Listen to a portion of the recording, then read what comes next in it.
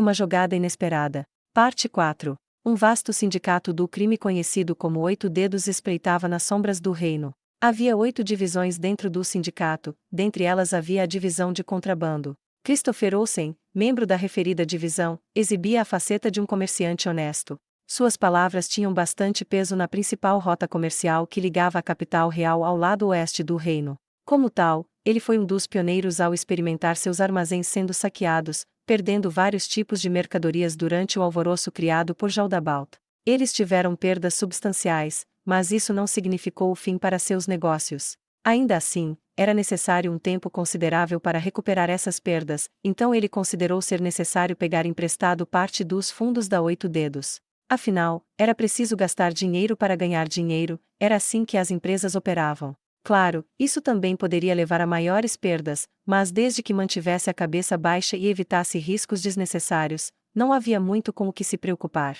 Pedir dinheiro emprestado a Oito Dedos, no entanto, iniciaria um caminho gradual que levaria à perdição. A Oito Dedos forçaria os comerciantes que haviam sofrido prejuízos em atividades criminosas, como contrabando, venda ou transporte de narcóticos. Os comerciantes caíam nessa armadilha com bastante frequência. E quanto a Christopher, que já havia sido fisgado, para pedir dinheiro emprestado, ele teve uma reunião com os líderes das divisões, o que o chocou, para dizer o mínimo. Christopher pertencia à divisão de contrabando, portanto a administração de empréstimos deveria ser feita por seus superiores na mesma divisão. Reuniões com executivos de outras divisões deveriam ter sido impossíveis. Apesar de tudo isso, ele teve que se encontrar com os melhores. Seria porque suas realizações lhe renderam uma alta recomendação. Ou era alguma outra razão que não sabia? Ele não conseguirá descobrir o porquê, mesmo após a reunião ter terminado. A única coisa da qual ele tinha certeza era de suas suspeitas em relação à atitude atipicamente amigável dos líderes das divisões.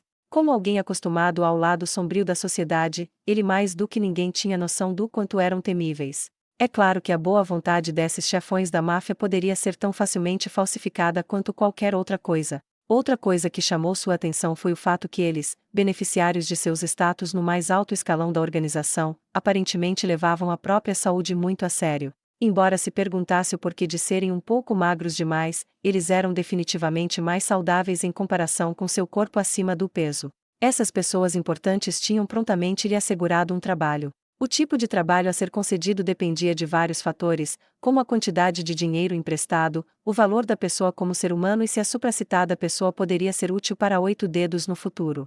Aqueles com melhores avaliações receberam trabalhos mais seguros e vice-versa. O trabalho que lhe foi dado fora para transportar grãos do reino feiticeiro, ainda não tenho certeza se isso é mesmo seguro, algum problema. O senhor disse alguma coisa. Oh, não dê atenção. Estou apenas resmungando aqui. Quem respondeu à sua pergunta foi o líder da divisão de mercenários. Era um homem robusto, muito diferente de Christopher, que estava na casa dos 40 e já tinha uma espessa camada de gordura em volta da cintura. O homem era jovem, astuto e, aparentemente, apenas na casa dos 20. Ele usava uma couraça de aço com cota de malha por baixo. Um elmo que poderia cobrir todo o rosto estava ao seu lado, junto com uma espada bem gasta. O homem era o líder encarregado de proteger a caravana de grãos do reino feiticeiro, que consistia em 7 carruagens. A segurança consistia em 24 pessoas no total, todas empregadas pela Oito Dedos, assim como o próprio Christopher, pertenciam à divisão de contrabando. Embora fossem membros do mesmo departamento, ainda cobravam pelo serviço e sua faixa de preço era acima da cobrada por mercenários do mesmo nível. Em compensação, o contratante não precisava se preocupar com o vazamento de informações em missões secretas, pois eram leais à missão em questão. Diante de ameaças que não podiam ser resolvidas, mercenários provavelmente abandonariam a missão, mas esses homens lutariam como retaguarda até a morte. Isso era compreensível, pois o abandono da missão custaria aos dignitários sua dignidade. Como resultado, seriam caçados e assassinados, mesmo se conseguissem escapar com vida. Portanto, para alguém como Christopher, que não conhecia mercenários confiáveis, esses homens da Oito Dedos eram provavelmente a melhor escolha.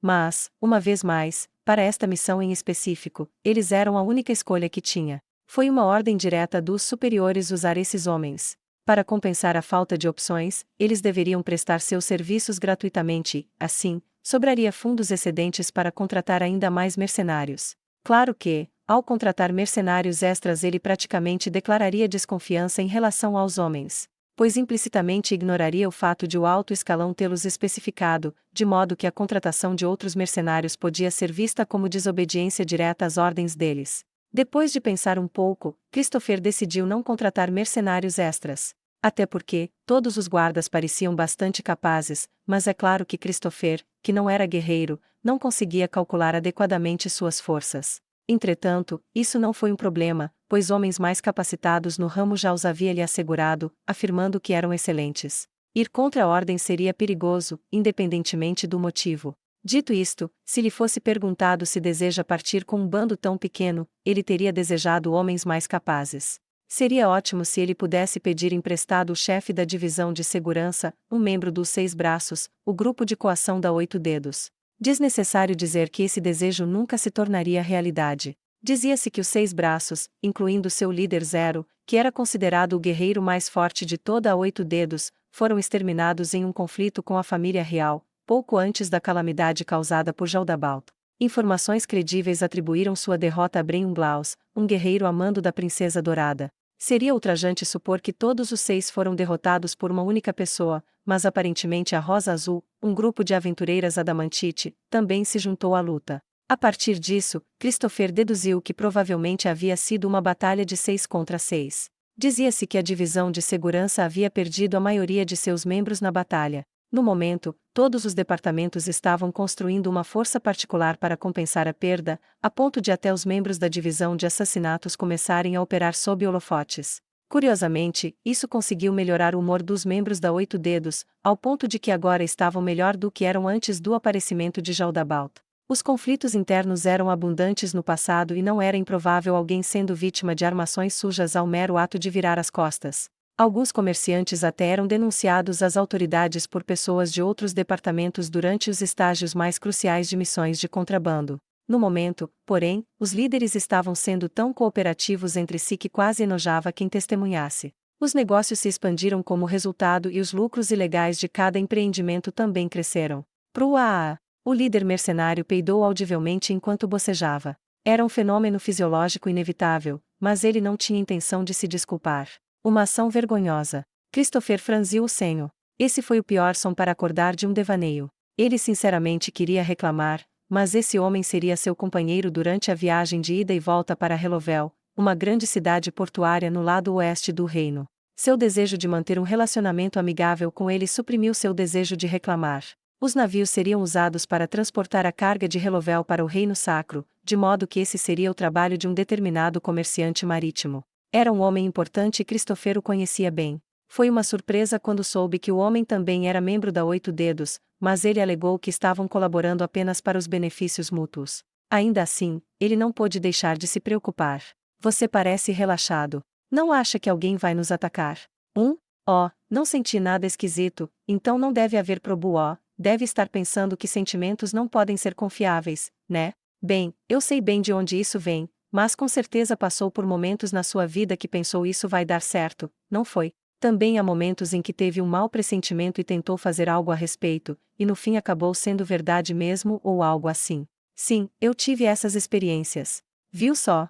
Nossas experiências passadas podem funcionar como um tipo de intuição. O líder mercenário falou em um tom que não correspondia à sua aparência. Agora ficou claro. Bem, também estamos hasteando a bandeira do reino feiticeiro. Apenas aldeões ignorantes que queiram ganhar a vida fácil se atreveriam a atacar essa caravana. Se for o caso, podemos facilmente cuidar de uma centena deles. E se não forem aldeões? Ele deu de ombros ao responder. Está preocupado com mercenários rivais? Acha que eles não seriam capazes de reconhecer a bandeira do reino feiticeiro, o assunto mais falado por aí? Mercenários experientes são muito bem informados. E aqueles que nem conhecem as bandeiras dos países não botam medo em ninguém, parece que ainda não está convencido. Veja as coisas assim, não ficaria preocupado ao não saber com qual nobre pretende comprar uma briga? Você não gostaria de ter problemas por algo assim, ou gostaria? Isso faz sentido. Por curiosidade, quais são os nobres que alguém deve evitar comprar briga? Sobre isso, por exemplo, os famosos como Raven e Bolop. Pessoas como eles têm exércitos fortes à disposição em seus próprios territórios, seria bem perigoso esbarrar neles. Mas os dois sofreram grandes perdas naquela guerra, então talvez não sejam tão perigosos quanto antes, mas não seja negligente. Blumush paga bem, então não quero pisar no calo dele. Bem, simplesmente não quero inimizade de nenhum dos senhorios nobres. Mas quem lhe paga é um sindicato criminal. Está falando sério mesmo. Assim como você, não? Se eu tiver problemas com eles, os figurões vão me abandonar sem pensar duas vezes. O mesmo vale para você, entendido? Sim. Eles ficaram em silêncio e o clima começou a parecer um pouco sombrio. Eles se lembraram da crueldade imposta pelo alto escalão, mas por serem pessoas que faziam parte dessa organização apenas visando o lucro, não havia nada que pudessem fazer a respeito. Talvez houvesse um modo de vida que não exigisse nenhuma conexão com essa organização, mas isso não o teria levado a se tornar o grande comerciante de hoje em dia. Talvez ele ainda estivesse à mercê de pequenos negócios até os dias de hoje. A palavra talvez carregava um quantitativo infinito de possibilidades, mas sem os meios para viajar de volta no tempo, só restava ficar satisfeito com o presente. Enfim, é só não me preocupar à toa, então? Já entendi.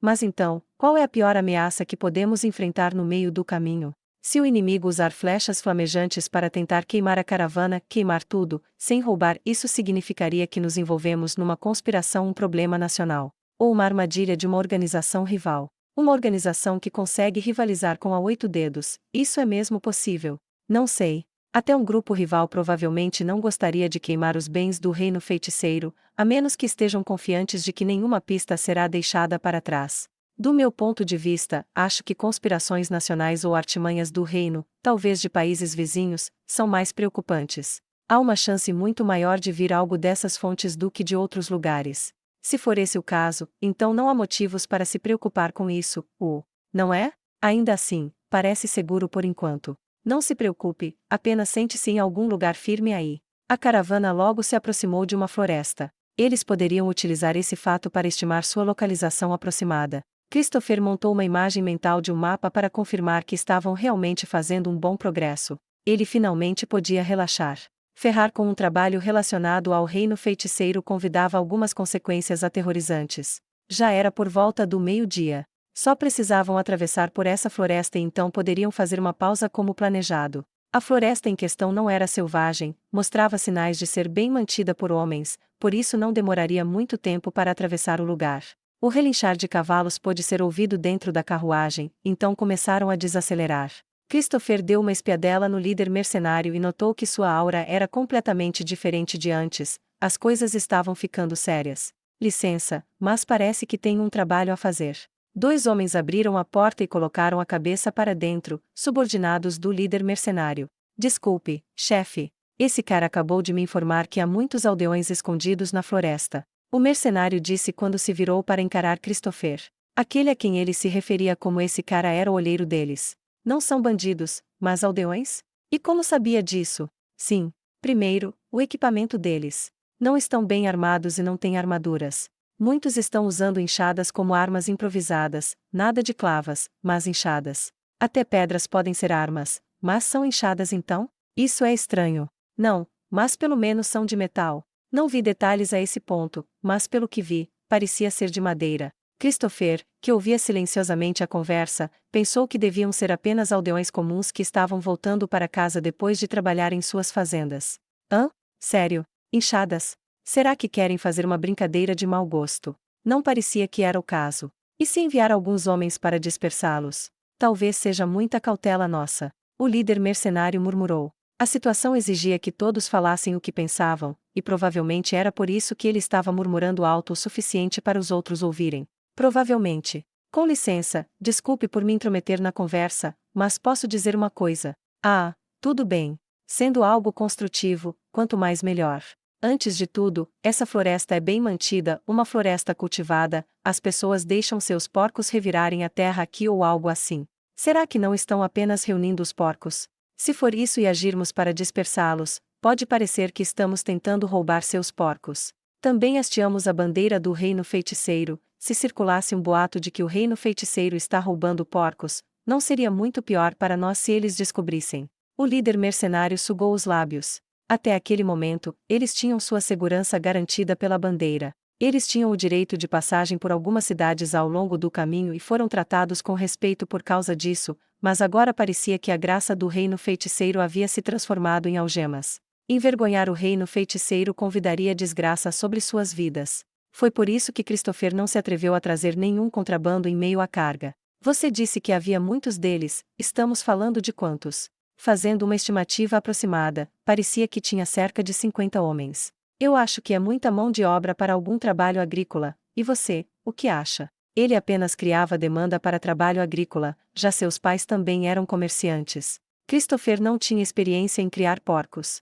Nada, na verdade. Não sei se isso é pouco. Simplesmente não tenho ideia de quantas pessoas são necessárias para capturar um porco. Talvez eles estejam aqui para plantar mais árvores ou até cortar algumas. Ouvi dizer que também havia alguns tipos de trabalho agrícola que exigem porcos ou algo assim. Bem, se eles trouxeram enxadas, então isso seria mais provável. E quanto ao nobre dessa terra? Alguma história dele trabalhando com seus servos até a morte? Christopher massageou seu grosso pescoço enquanto respondia. Não, eu já ouvi uma vez, mas faz tempos. É um sujeito bem jovem, mas também altamente confiável.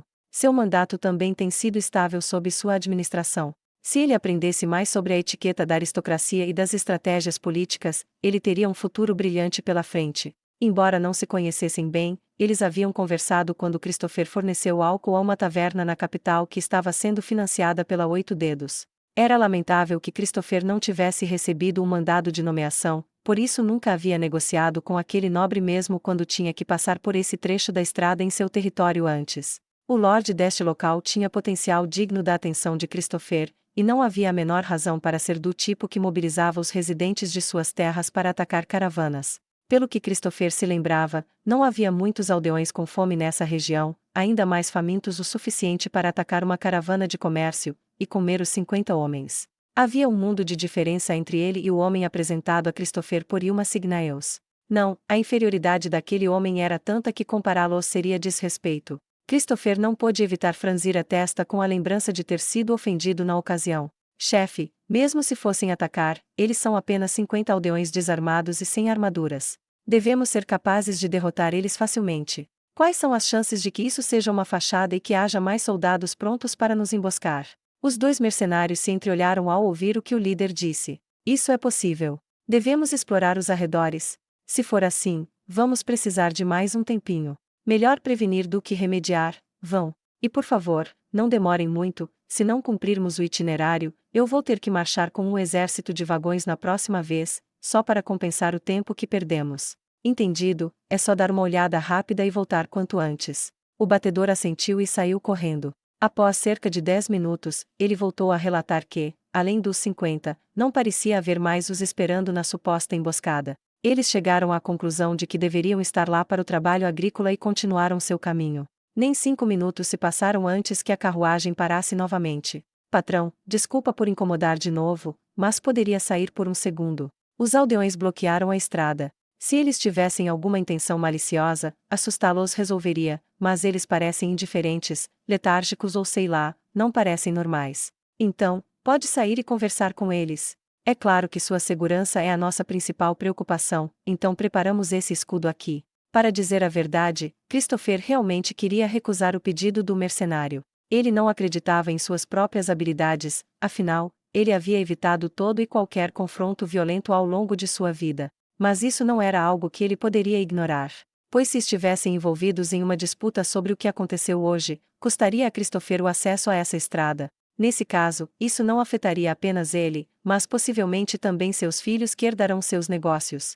Claro, vamos lá. Christopher e o líder mercenário desceram da carruagem juntos e caminharam em direção à frente da comitiva. Eles foram escoltados por mercenários carregando um grande escudo conhecido como escudo-torre, que poderia cobrir metade de seu corpo durante as negociações. Além disso, eles também foram seguidos por alabardeiros que estavam lá para prover intimidação e arqueiros que se esconderam na floresta. Claro, o líder mercenário também estava lá. Ele havia avisado Christopher a ouvir atentamente seus comandos caso surgisse algum atrito. Entre os dois lados da floresta, na estrada à frente deles, sentavam-se alguns aldeões batendo papo. Não havia como confundir, só podiam ser aldeões que estavam voltando para casa depois de terminar um dia de trabalho agrícola. Mas se esse era o caso, por que eles pararam no meio da estrada para bloqueá-los? Talvez o líder mercenário tenha percebido as preocupações de Christopher, e começou a resmungar em sua direção, na tentativa de iniciar uma conversa. Ei, muito desconcertante, né? Se estão planejando dar o bote, devem ter se dividido em dois,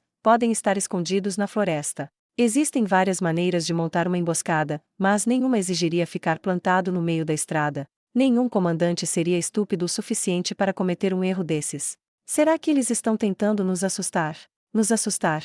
Com aqueles equipamentos? Com esses números? Se for isso mesmo, não acha que é um insulto sério para nós? Patrão, não me leve a mal, mas os mercenários que empregou antes eram de níveis tão baixos assim. Era exatamente como ele havia dito. Christopher não se incomodou em responder, mas apenas olhou para os aldeões. Dito isto, a distância entre eles era enorme e havia fileiras e fileiras de mercenários em pé na frente deles. Sou apenas um simples comerciante que aceitou um contrato de transporte. Se estão no caminho para implorar aos nobres ou algo assim, não temos nada a ver com eles. Por favor, desocupem a estrada, caso contrário seremos forçados a apontar armas contra todos em nome da legítima defesa. Um homem apareceu da floresta no momento em que terminara de falar com os aldeões.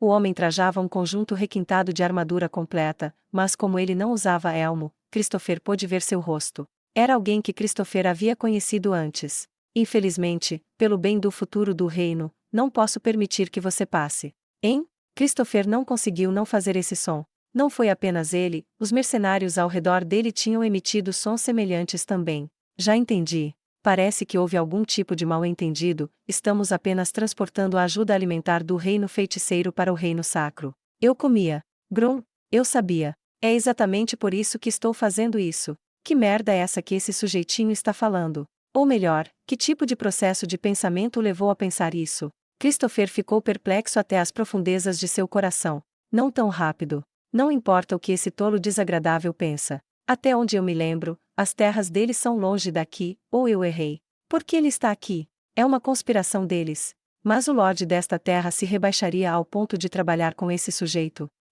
Tanto faz. Christopher pensou. O homem já havia admitido culpa, agora Christopher podia relatar aos seus superiores o porquê se atrasaram, pois houveram tolos que ousaram ficar no caminho do reino feiticeiro. E muito provavelmente se matassem todos eles, nem o reino ou o reino feiticeiro reclamariam. Quando ele estava prestes a pedir aos mercenários circundantes para matá-los, ele sentiu um forte sentimento de que não deveria. O homem que reconhecera como Philip era um nobre que ostentava o apoio de Ilma Signails. Christopher, que foi humilhado e teve que esconder sua raiva sob um sorriso falso naquela época, foi informado de que, embora esse homem fosse idiota, ele ainda tinha valor, então era melhor ignorar sua própria humilhação. Seria mesmo uma boa ideia matar um peão valioso da 8 dedos. Indo apenas pelo senso comum, não havia como um nobre local atacar uma caravana arvorando a bandeira do reino feiticeiro. Qualquer um sabia que isso só convidaria a ira do reino feiticeiro e desencadearia uma guerra total entre as nações. Não importava quão burro fosse um nobre, ninguém seria retardado ao ponto de fazer algo tão estúpido. Se fosse esse o caso, qual seria o motivo dele para fazer algo assim? Além disso, se ele estivesse tentando fingir ser um bandido, ele pelo menos deveria encobrir o rosto. Não consigo entender o raciocínio dele. Independentemente do quão estúpido alguém possa ser, pelo menos deveriam saber como esconder a identidade em uma situação dessas. Como ele usava esse conjunto de armadura completa, era lógico que tivesse um elmo que pudesse cobrir todo o rosto. Se fosse esse o caso, ele quer que vejamos seu rosto. Ele quer que todos saibam que ele é o Philip. Por que faria a... Christopher foi subitamente lembrado da existência de ilusão mágica. Só pode ser isso. É uma ilusão. Alguém está tentando incriminar o Philip, de modo que copiaram sua aparência. Talvez esses aldeões não sejam aldeões no fim das contas. Ele conseguiu deduzir perfeitamente. Então, segundo o que está dizendo, pretende nos roubar especificamente porque estamos carregando os grãos do reino feiticeiro. Isso está correto. Oi, patrão, o que há de errado? O líder mercenário que estava parado ao seu lado perguntou com uma expressão perplexa. Isso era de se esperar. Ele esperava uma ordem para matar, então Christopher deve ter soado como um homem louco. Isso mesmo. Usaremos esses grãos com eficiência. O homem, que supostamente era Philip, respondeu com orgulho. Ele até fala como um retardado. O homem que finge ser ele deve estar pensando por que tem que falar algo tão idiota. Mas... seria um roteiro ensaiado antecipadamente? Mas por quê? O primeiro pensamento de Christopher foi sobre as organizações rivais que o líder mercenário havia mencionado em sua conversa anterior. Seu próximo pensamento foi sobre os líderes da 8 dedos. Se fosse o caso, eles tinham que sair deste lugar imediatamente. A 8 dedos distribuía os castigos mais implacáveis para traidores, seguido por aqueles que fracassavam nos trabalhos que lhes fossem incumbidos. Considerando o primeiro caso como verdadeiro, seus oponentes devem ter números suficientes para derrotar a equipe de segurança de Christopher. Mas mesmo que estejam usando disfarces, ou seja lá o que for, Christopher não conseguia pensar em uma razão pela qual haveria aldeões empunhando pás. Analisando por esse ponto, o último caso parecia mais natural. Caso seja isso, então estavam lidando com algo realmente, extremamente, problemático. Isso poderia implicar que os líderes da Oito Dedos não estavam tão unidos quanto se pensava anteriormente, e ainda tentavam sabotar uns aos outros. Ou eram conluio de todos os líderes. Estamos sendo descartados. Estão tentando colocar a culpa do crime de matar o Philip, um nobre do reino, em cima de mim. Talvez seu corpo verdadeiro já tenha sido preparado. Se fosse esse o caso, qual seria sua próxima melhor jogada?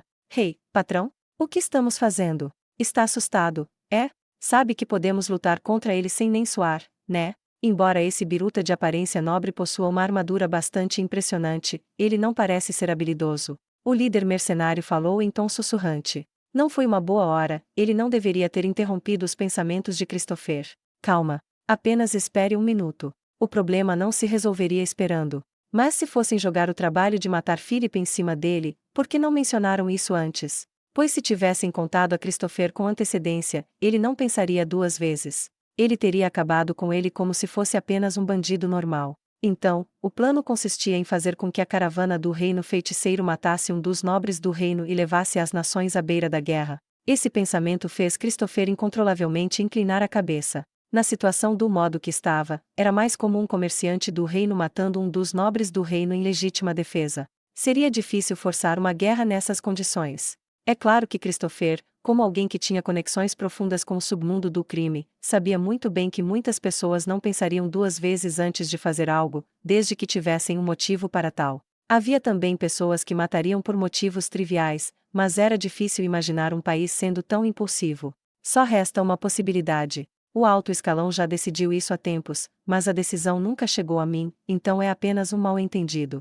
Só pode ser, não há como pensar em que podem matar todos nós, e que não vai ter notícia disso circulando por aí. Erros simples eram uma história tão antiga quanto o tempo, então não era como se isso fosse uma suposição irracional. Qual seria sua melhor jogada a partir deste ponto? Se ele adotasse ações independentes, havia uma chance de que fosse o responsável. Para evitar esse tipo de situação, ele deveria criar uma desculpa para si mesmo, deveria agir de maneira que tornasse possível transferir a responsabilidade para outra pessoa. Matar esse tal de Philip é a pior opção. Quando esse sujeito morrer, não poderemos trazê-lo de volta e é bem provável que a Signael-sama ficará irritada. Se for isso mesmo, libere a carga, vamos deixar o lugar.